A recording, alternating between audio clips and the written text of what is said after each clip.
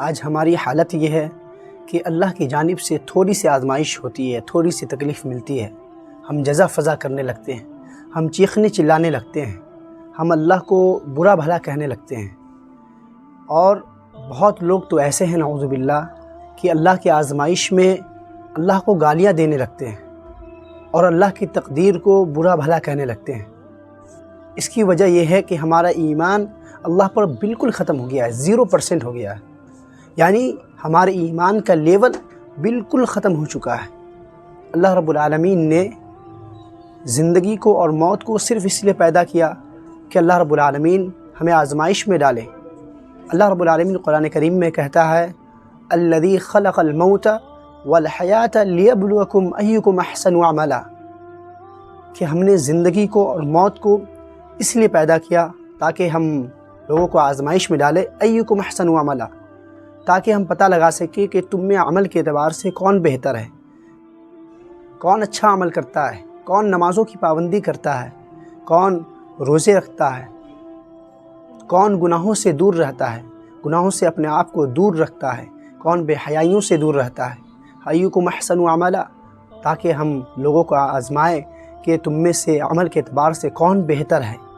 آپ صحابہ کرام کو دیکھیں، صحابہ کرام کا ایمان کا لیول اللہ رب العالمین پر بہت ہی زیادہ بلند تھا۔ اللہ رب العالمین نے انہیں اور زیادہ آزمائش میں ڈالا۔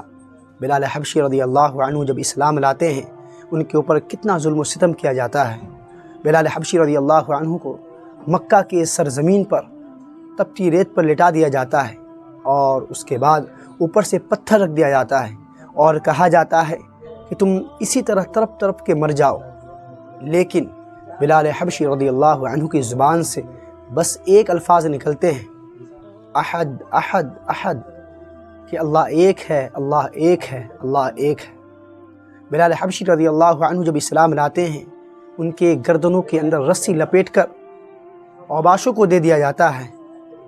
لچے اور لفنگوں کو دے دیا جاتا ہے کہ لو اسے مکے کی گلیوں میں گھماؤ، گھسیٹو اسے۔ بلال حبشی رضی اللہ عنہ کو گھسیٹا جاتا ہے،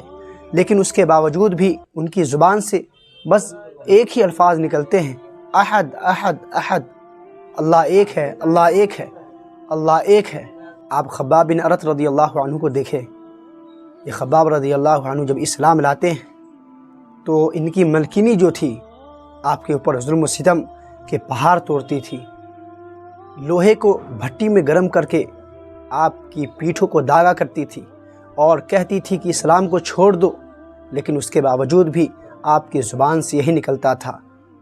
کہ ہم اسلام پر رہیں گے اور اللہ کے علاوہ کوئی معبود برحق نہیں۔ خباب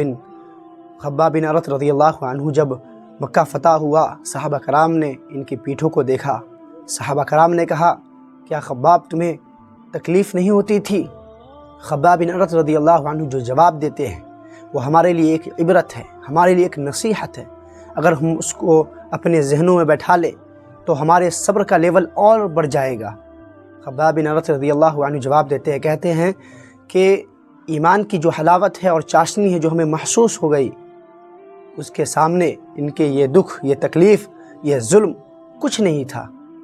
اللہ رب العالمین ہم تمام لوگوں کے ایمان کی حفاظت فرمائے اور ہمارے ایمان کو اور مضبوط کر دے، اللہ پر یقین کو بڑھا دے اور ہمیں تقدیر پر ایمان رکھنے والا بنا۔